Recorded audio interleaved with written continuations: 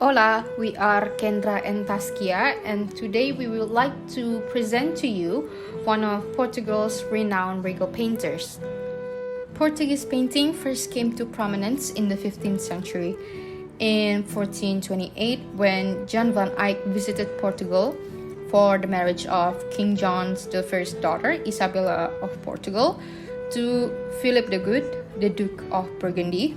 It marked the beginning of a long and close relationship between Portugal and the Flanders, which greatly influenced Portuguese painting. From the Flemish, Portuguese artists acquired not only the skills of technique and composition, but also two traditions of painting which were to grow in importance: religious painting and portraiture.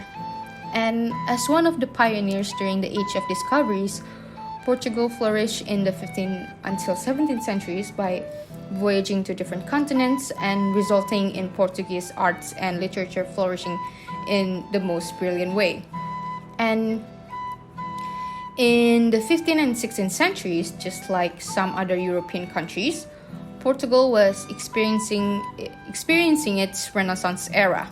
But even though Portugal and Italy are neighboring countries, each had their own definition and style for Renaissance art. Portuguese Renaissance was mostly similar to late Gothic style mixed with Portuguese national characteristic or elements that were also inspired by many cultures they had met during the voyages. This showed up a lot in Renaissance architecture, where they would have elements of voyages, adventures, and Oriental elements.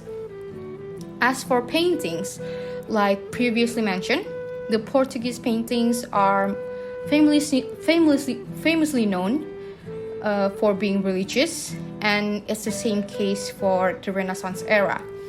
This was due to the influence of the Flemish during the 15th and 16th centuries, for the Renaissance paintings were also religious and portraiture. During this period of time, Lisbon was one of the most important cities in Europe because it worked as a center of overseas trade where people from all over the world would come and gather. And when the economy flourished, so did the culture. Art was popular in Lisbon, and many people came to the city to learn art and make money from art. One of those people was one of Portuguese's most famous painters, Jorge Afonso. Jorge Afonso was a famous Portuguese regal painter from the Renaissance era. He was famous as the royal painter that was appointed in 1508 by King Manuel I and reappointed again in 1529 by John III. As the royal painter of the kingdom, Afonso was tasked to manage and survey all the works that were carried out in Tomar or other churches in Lisbon. He was mainly based in Lisbon with a workshop near the Church of São Domingos. A whole generation of Portuguese painters was educated in his workshop, including Cristóvão de Figueiredo, Garcia Fernandes, Gregorio Lopes, and Jorge Leal, among others. Jorge Afonso was famous for his altar pieces that were commissioned by the old Queen Leonor, widow of King John III and sister of Manuel I. For the former queen, Jorge Afonso painted the main altarpiece of the convent of Madre de Deus in Lisbon in 1515. This magnificent altarpiece is now in the National Museum of Ancient Art in Lisbon. Between 1520 and 1530, Jorge Afonso painted the 14 panels of the main altarpiece in the Monastery of Jesus in Setúbal, again sponsored by Queen Leonor. The panels can be seen in the Museum of Monastery. There were 14 very large boards, measuring 2.5 meters by 4 meters, on the outer wall of the ambulatory, but currently only 7 exist. The main theme of this commission is centered on the life and passion of Christ.